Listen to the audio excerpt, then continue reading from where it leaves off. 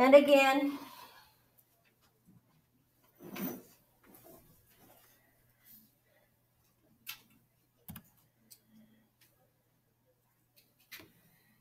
if you are unable to come to class, but you can join online, it won't give you your attendance, but at least you'll get your notes. All right, so if I have x squared plus 8x,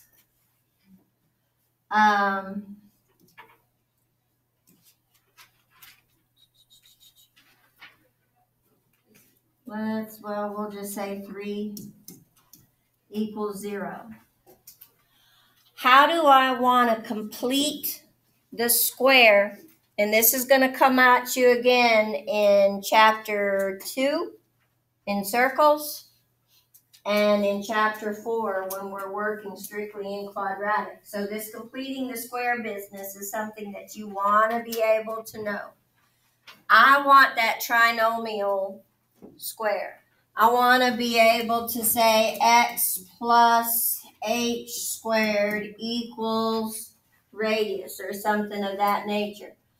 How can I complete the square? Anybody remember what it's not really a formula, but the method is called? B divided by 2.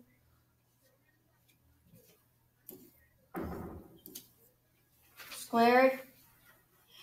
Remember, when I want to complete that square, I want to get rid of C and replace it with a better number. Something that will give me a trinomial square. I'm going to say x squared plus 8x, and I'm going to add that 3 to both sides so it's out of my way. What's my B? B is, so divided by 2, 4 squared gives me a 16. So I'm going to add that 16, whatever I do on one side, I got to do on the other, right? Now, what can I multiply that will get me a 16, but add to get me an 8?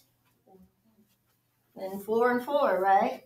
X plus 4 times x plus 4. So I'm going to write that as x plus 4 quantity squared equals 19.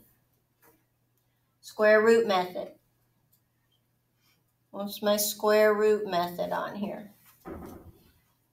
What do I do if I'm doing the square root method? Exactly what it says. Take that square root of both sides. So I want to come here. Square root. Square root. Now, is 19 one of my square numbers? No. But this square root and this square cancel each other out. So I'm down to a x plus 4 equals plus or minus the square root of, and I'm just going to leave it just like that, right? Then I've got to subtract that 4. So my solution is x is equal to a negative 4 plus the square root of 19 and a negative 4 minus the square root of 19. What approximation can we put to those numbers? Square root of 19. What's the square really close to 19? Which would be 16, right? So this is negative 4 plus a little more than 4. So that's about maybe a 0.3. And that's going to be like a negative 8 point estimation. I'm not saying that's what it is. You punch it into your calculator, you'll get a better estimation. But I'm just saying these are my 2 points. We talked about this last week. What do those 2 points represent? What are those? They have a specific name. Intercepts. Those are my x-intercepts. That is where, when I cross, it's going to cross that x-axis. When I graph that parabola, that's where I'm going to go across that 0.3 and that negative 8.3. That's where I'm going to cross that x-axis. All right, we're going to start back with this one right here. And we're going to take negative b. X is equal to negative b plus or minus the square root b squared minus 4 times a times c over 2a. Right? So my b was 8. So I'm going to say negative 8 plus or minus 8 squared minus 4 times 1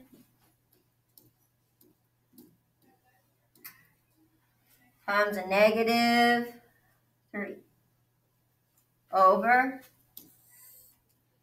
2 times 1. Plugging in. So 8 squared is 64. Now I've got a negative, so I got to add 12. And that's going to give me a 70. Yes.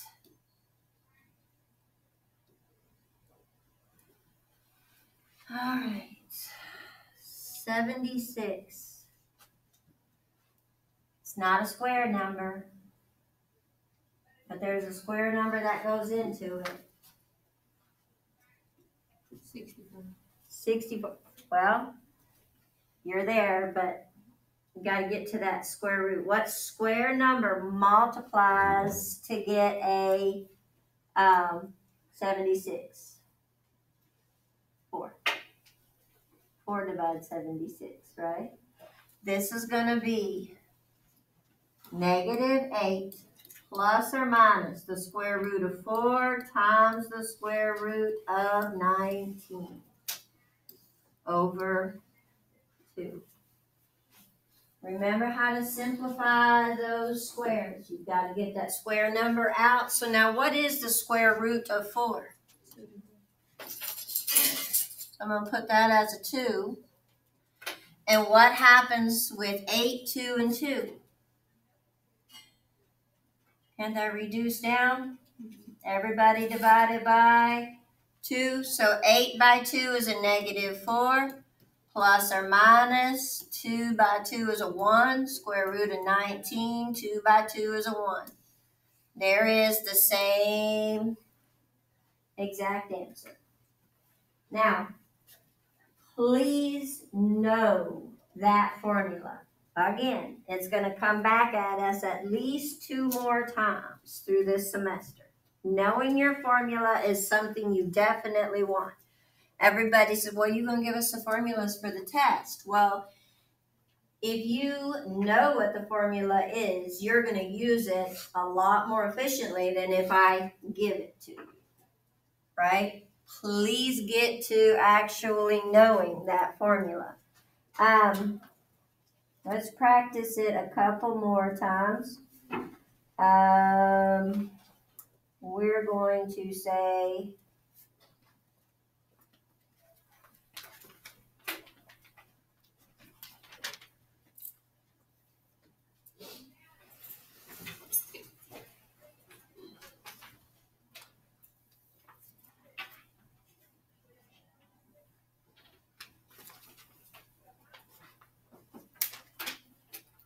old book.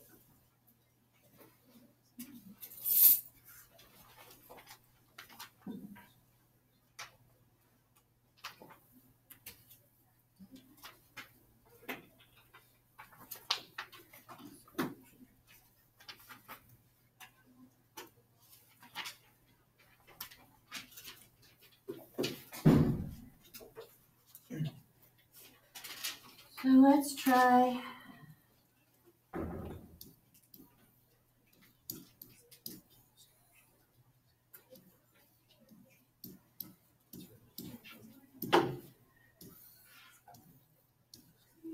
over 2a.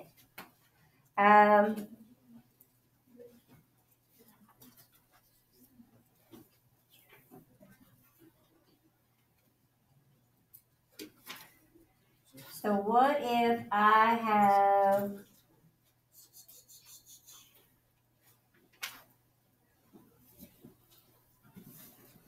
9t squared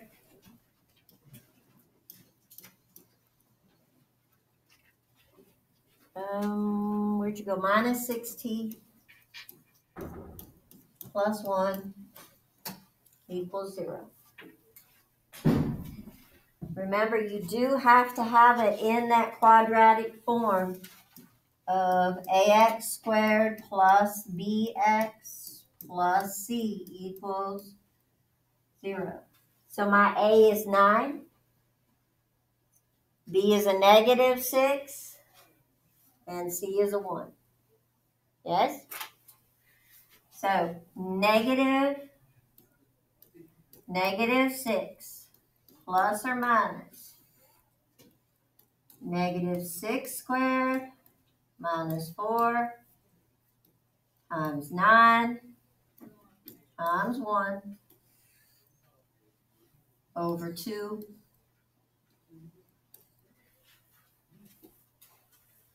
times 9.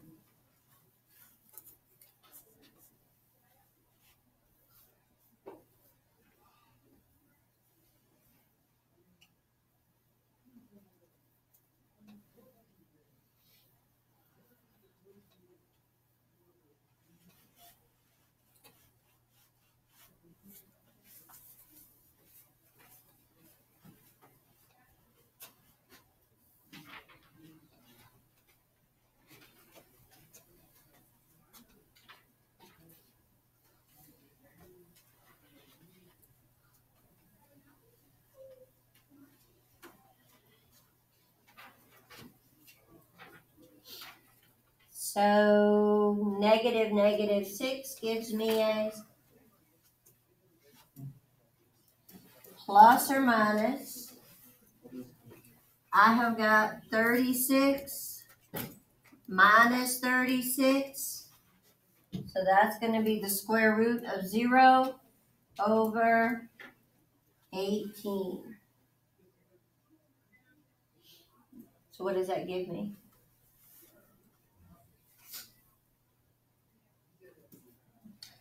6 over 18, 1/3. Why did I only come out with one solution this time? Because it only touches, right? It's going to, at 1/3, it's going to touch and go back up. How do I know that it's going up and not down? Remember that one? No. Is it because A is positive? A is positive. If I have a positive A, I'm going up. If I have a negative A, I'm going down. We'll talk more about that later. Now, keep in mind, too, the other thing that's so important about the quadratic is when you're taking your test, you got to do what you got to do, right? So if I say solve by factoring, and it's a lot easier to factor, you might want to factor. But if you don't know what to do, the quadratic formula is going to work every time. It won't factor every time. You can't, or you don't want to complete the square every time, because sometimes that gets really, really messy. But the formula is going to work every single time.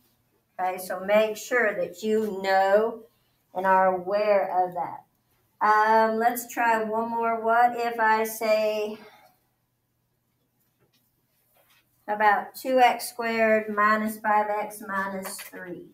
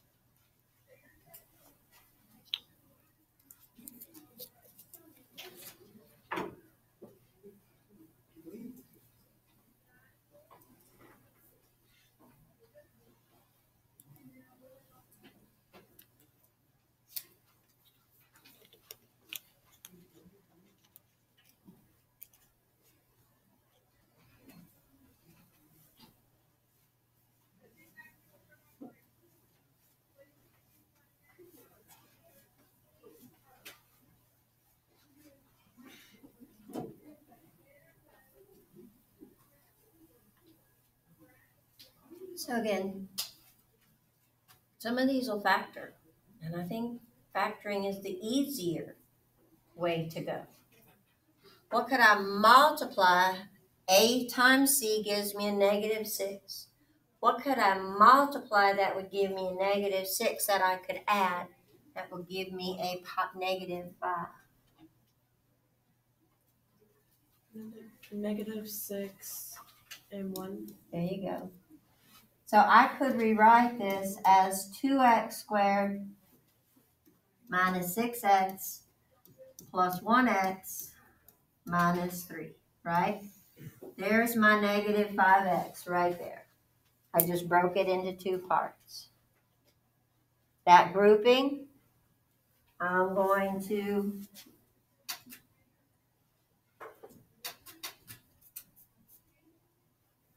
not gonna let me. When I have 4 terms, I know I need to be grouping. So what could I pull out of a 2x squared and a 6x? So I'm going to take out 2x, and that's going to leave me with, yep.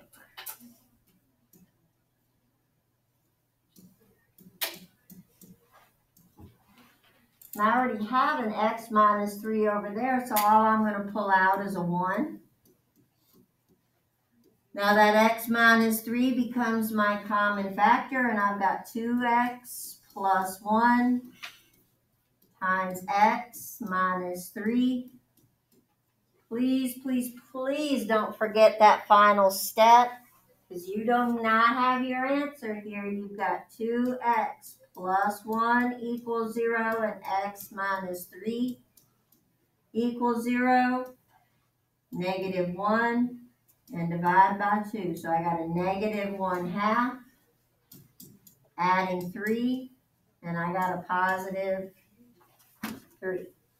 So let's plug this guy into the formula, and we'll look and see how. So b is negative 5, so I've got a negative 5 plus or minus negative 5 squared minus 4 times 2 times negative 3 over 2 times 2.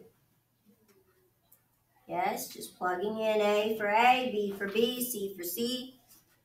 So negative 5 squared gives me a 25 plus, which is going to give me 5 plus or minus 49 over 4. 5 plus 7 over 4, 5 minus 7 over 4. There's my negative 1/2. Yes, 5 minus 7 is negative 2. Negative 2 over 4 gives me a negative 1/2. 12 plus 4 gives me a 3. Okay? I think the factoring is an easier way, but get to your answers, right? That's the most important. All right, we're going to move to 1-3. 1-3 is my complex numbers.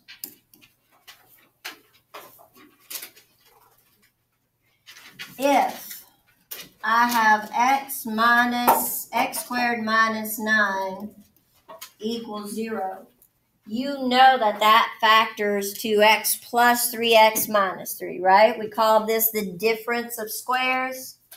Remember that little? I mean, your teachers drug that out every single year. 8th grade, 9th grade, 10th grade, every year.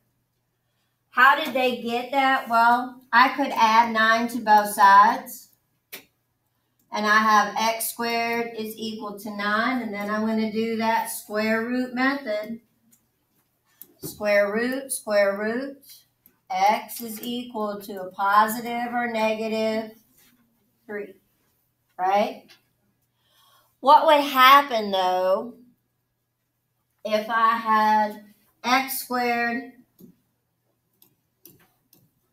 plus 9 equals 0? I have a positive and a negative because positive 3 times positive 3 gives me a 9.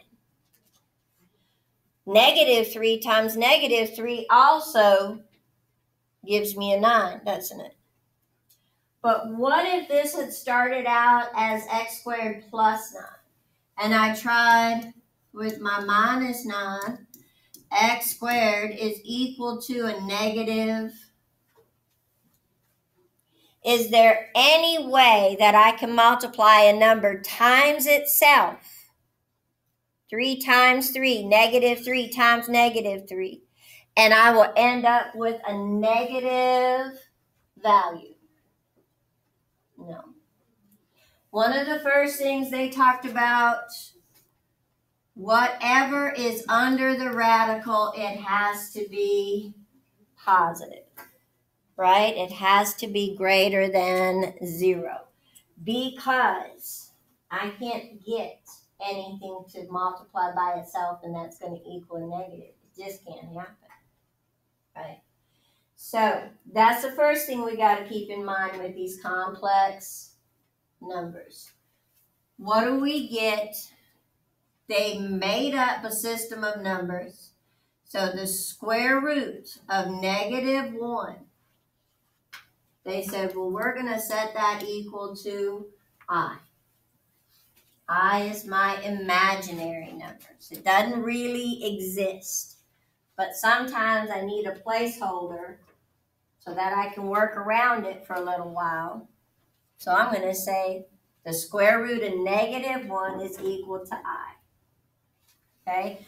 Now there's 4 that you've got to remember. There's 4 that got to stay stuck up there. If I have I squared, that's going to equal,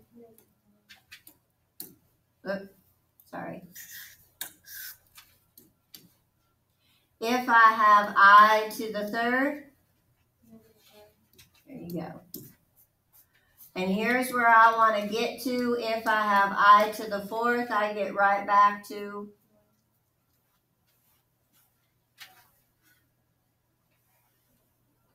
now, you don't have to remember any more than that. I can ask you about I to the 58th power. And if you know these 4, you're going to be good. Okay? Can I clear? All right. Why is that? Well, it does repeat. It just cycles itself. Right? So if I have Remember these? A to the second times A to the third. You've got 2 A's here and 3 A's here. So you have A to the fifth.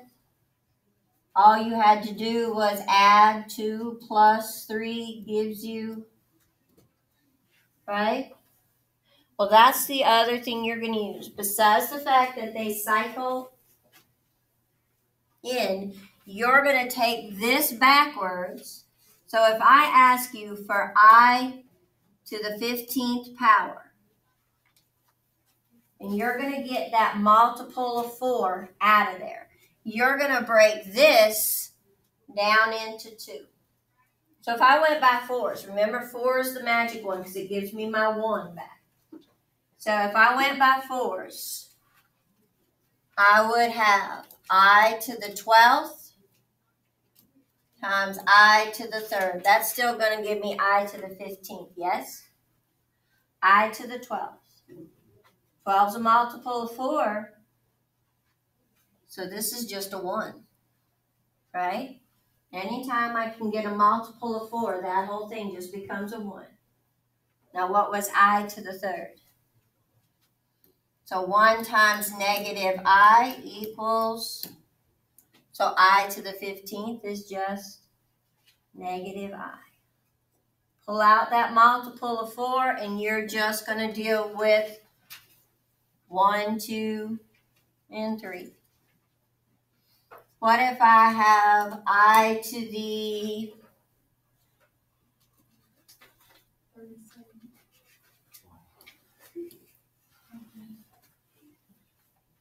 Okay, so what multiple of 4 is there that's closest to 37? 36. So I to the 36 times I to the 1st. I to the 36 is just a 1. And then this is the square root of negative 1. Right? Pretty easy, yes? Okay. Now, when you are going to add them, let's say that I have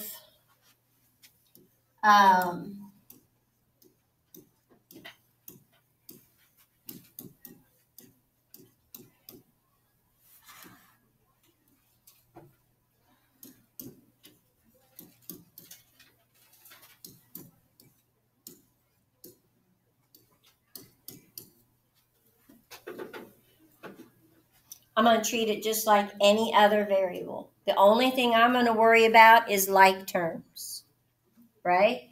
So I have positive in front of both, so I can throw away those parentheses, right? If it's positive in front of the parentheses, I've got no problems. So I have a 6 plus 3i plus 8 minus 7i. Who are my like terms? 6 and 8 are both constants. Gives me. And 3i minus 7i gives me. Done. Just treat it like it's any other variable. And all you're looking for is like terms. What if, and this is what they want when they talk about put it in standard form of A plus BI. Your constant first, your I term last. Okay? In your textbook, it's going to talk to you about putting it in standard form of A plus BI. Just have your constant first, your I term last. So what if I have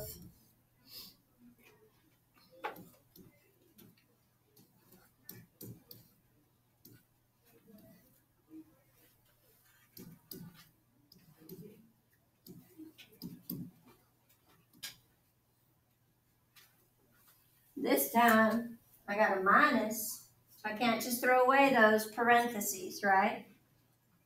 They can't just go. I'm positive here, so that parentheses can go. But what do I have to do before I can drop this parentheses? -1, yes? Wink and smile. So -1 times 10 gives me a -10. And -1 times 2 gives me -2i. 2 minus 10i. Yes? Okay. I'm going to jump off of that. Now, are we good there? Or should we practice it a little more? Do we need to? It's going to be on you to stop me from moving forward if you need me to do another example. Right? Because I don't know what's going on in your brain. Probably don't want to know what's going on in your brain. But you have to be your own self-advocate. All right, when it comes to multiplying, and I want you to draw a little cloud in your notes. I want you to put a star by it. Something. I squared equals -1. When we multiply, this is the guy that you have got to get front and center. So what if I do that 2 minus 4i times,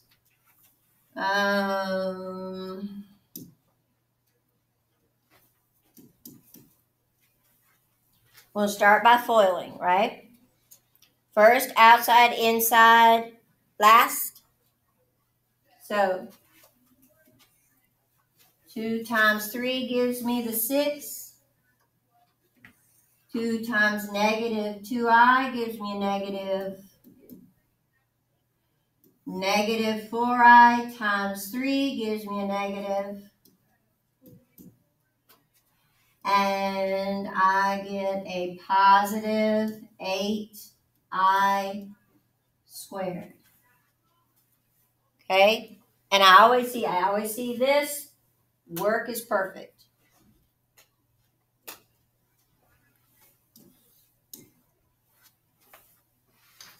6 -16i, my like terms, right? All right, but what happens to that plus 8i squared? What is 8? There you go. Plus 8i squared. I squared is a -1, right? So that's 8 times -1. So that's a -8. So my 6 becomes -2 minus 16i. This is where we lose those points. I always see everybody does the FOIL really well. They get their like terms put together, but they miss that I squared is equal to a -1. And it's going to change it every single time. And I promise you, something like this or a +8 or an 8i squared, that'll be one of the wrong choices on your multiple choice, right? One of the first things you guys will always ask your instructors when it comes to a test, is it multiple choice? And you're like, oh, yes, when they say yes. But multiple choice is a setup, guys. So with that -16i, Mm-hmm. you substituted for the square root of -1. If you substituted the I squared for -1, 8. Oh, so -2 minus 16 square root of -1? Yes, You would be simplifying backwards. You would be unsimplifying. This would be simplified. This is not. Okay? In terms of that A plus BI. But I love that question. I love that it goes in there. All right, let's try one more of those. how about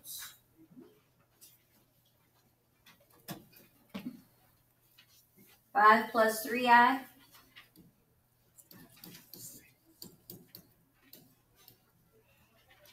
And 2 minus I.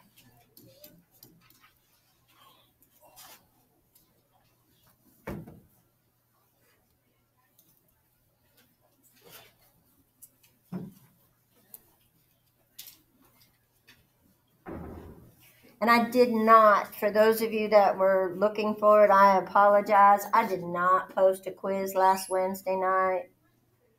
We'll roll it into one for this Wednesday night, and it'll be in there, okay?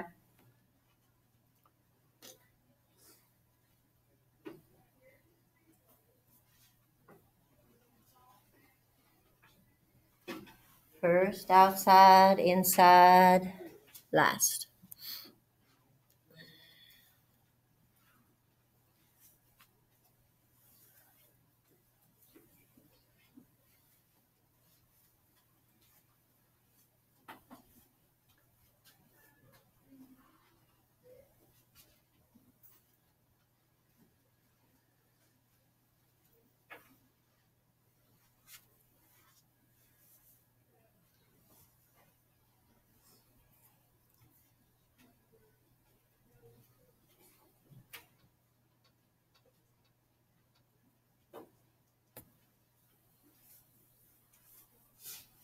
Okay. 10 minus 5i plus 6i minus 3i squared. Minus 3i squared becomes plus 3, yes? Don't forget to change the sign. So I have got 13 plus I, or plus 1i. Yes? All right. Then,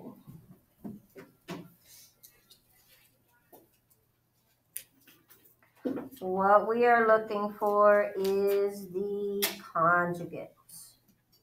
Anybody remember what the conjugate is?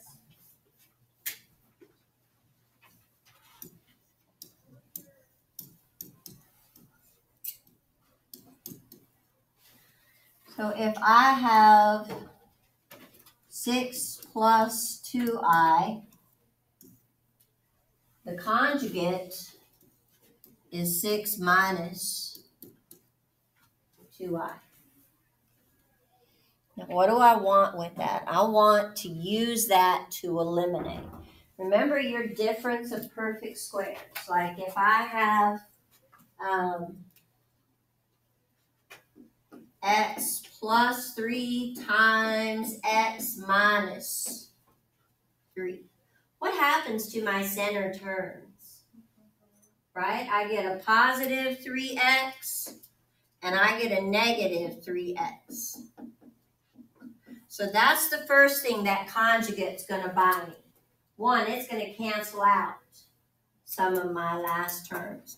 And then what do I get when I do 3 times 3? I get a square, don't I? And what happens when I get I squared? Turns into a negative 1. All right? I am using the conjugate for a purpose. I want to eliminate that I altogether. My center terms are going to cancel each other out. And then my I, my last term, my I squared, becomes a negative 1. So using this conjugate has a purpose. It's going to eliminate all the i's in there all together. My first is going to give me 36, yes?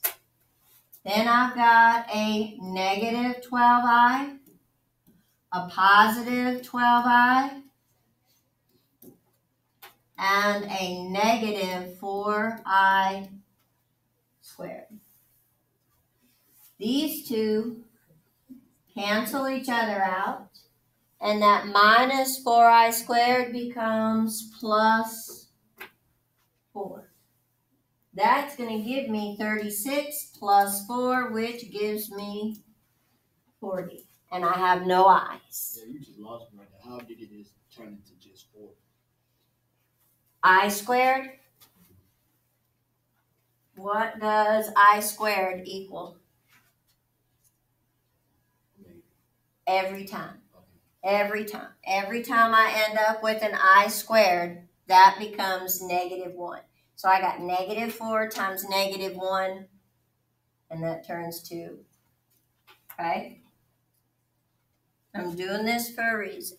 Now, just like you didn't like to have a radical in the denominator, you don't want to have an I. It's bad form. No one ever could explain to me why. What difference does it make? But we don't have it. So what we're going to do is this conjugate business in order to get rid of it. So I have 1 over 3 plus 4i.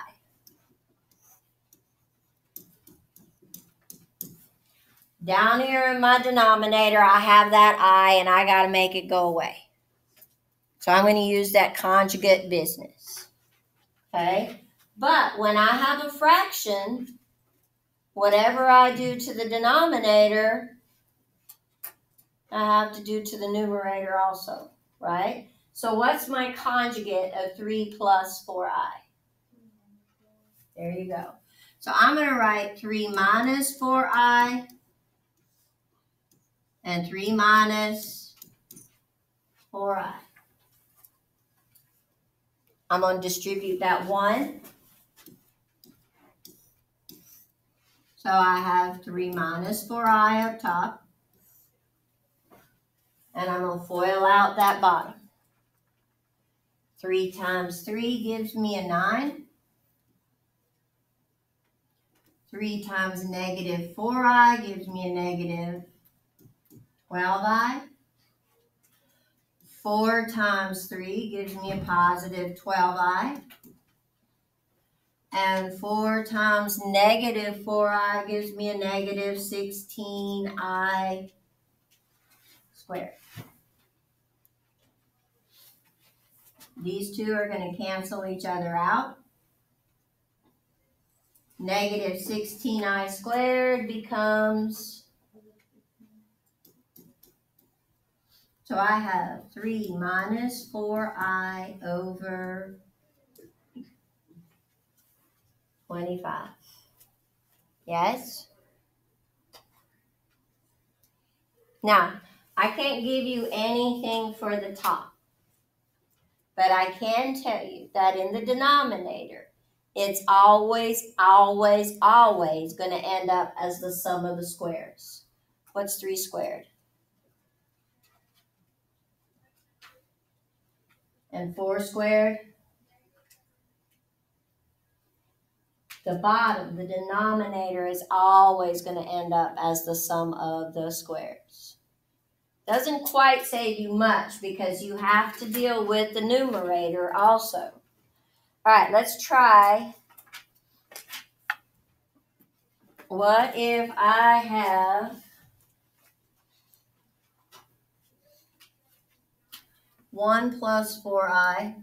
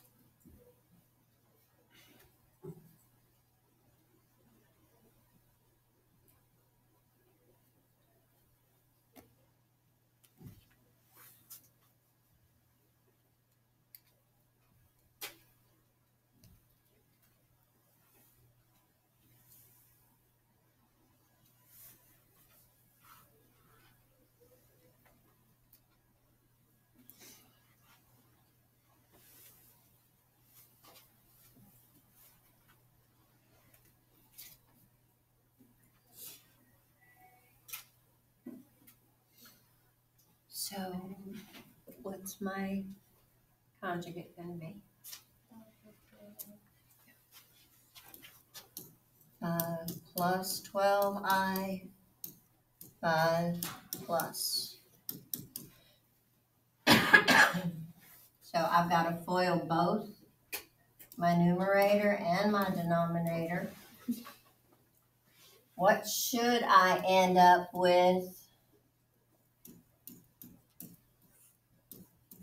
in the denominator? Always should end up being the difference or the sum of the squares. So first, I get a 5. Outside, I get 12i. Inside, I get 20i. And last, I've got 48i squared. 12i and 20i give me a 32i. What does 48i plus 48i squared become? Okay, so 5 minus 48 is going to give me a negative. There's my numerator, yes? All right, 25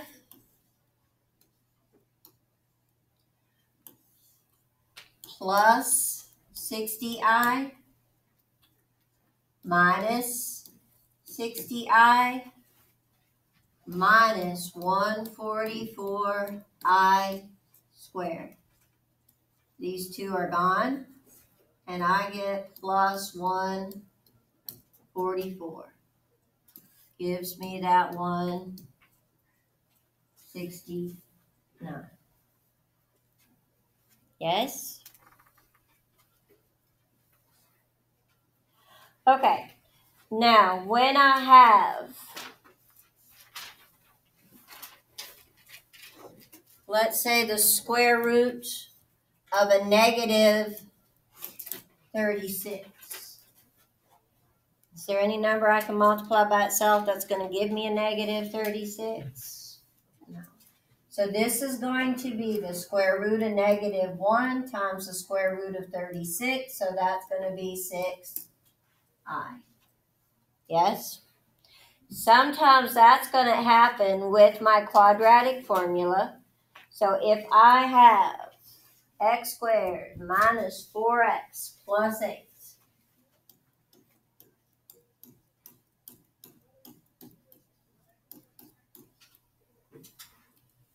and I plug that into my formula, then I've got a negative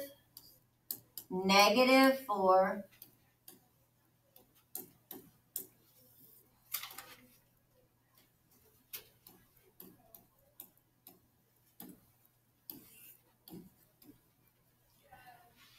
plus or minus negative 4 squared minus 4 times 1 times 8 over 2 times 1.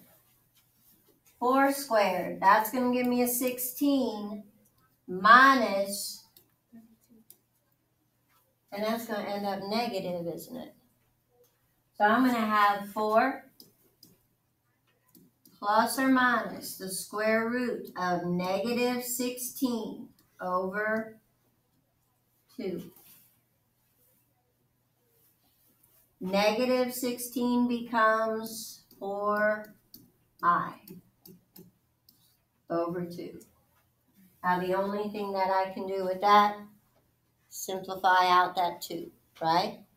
2 plus or minus 2i.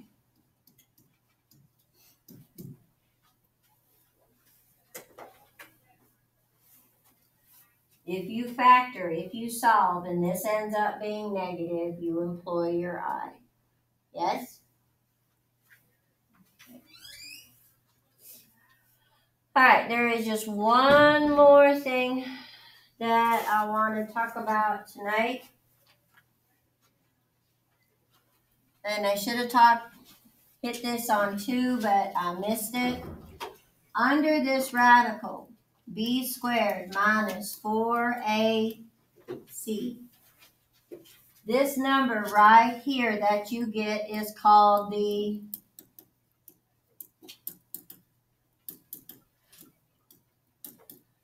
discriminant, right? It'll tell you how many solutions. If I have a parabola that touches and turns around, I only have one solution. Yes? Because it only touches the x-axis one time, and my solution is that x-intercept. If I have the parabola that goes across twice, then I have 2 real solutions. But what about when I have, and it's going up above and it's going up, or maybe it's completely below and it's going down? Then I have no solutions, right? So this value up under here, if that value is equal to greater than 1, if it's positive and it's greater than 1, then you know you have 2 real solutions. If it equals 0, then you have 1 solution. If it is less than 1, in other words, it is negative, then you will have no solutions. And all I got to do is look at b squared minus 4ac to know that, to get that answer. Let's say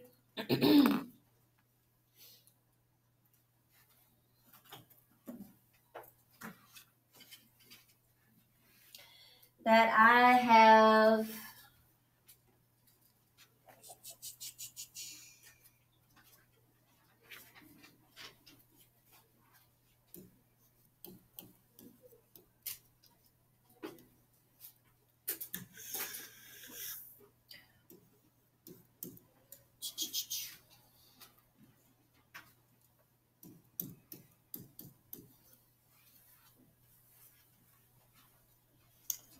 remember, all we're looking for is how many solutions. How many times will this parabola cross the x-axis?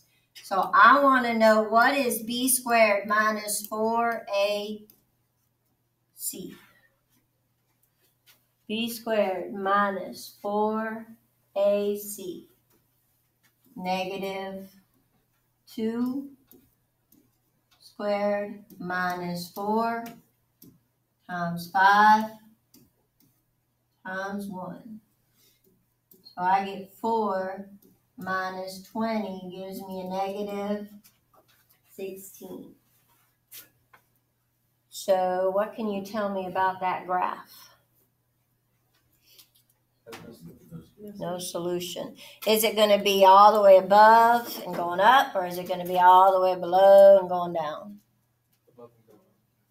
Because that's positive. Yes?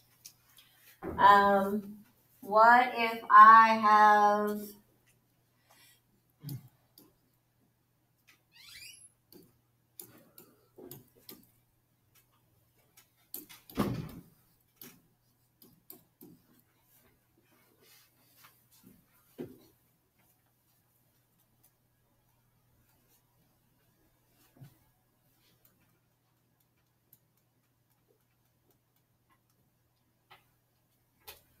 only thing you're looking for is b squared minus 4ac.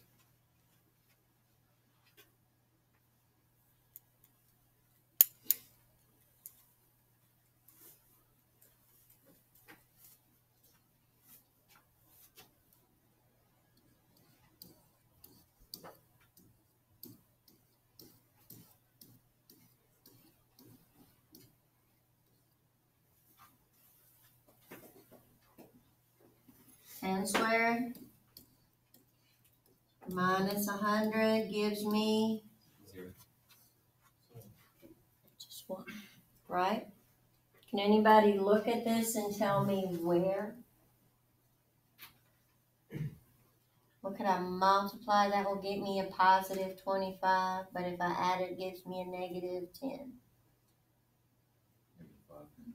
There you go. Negative 5 is going to touch.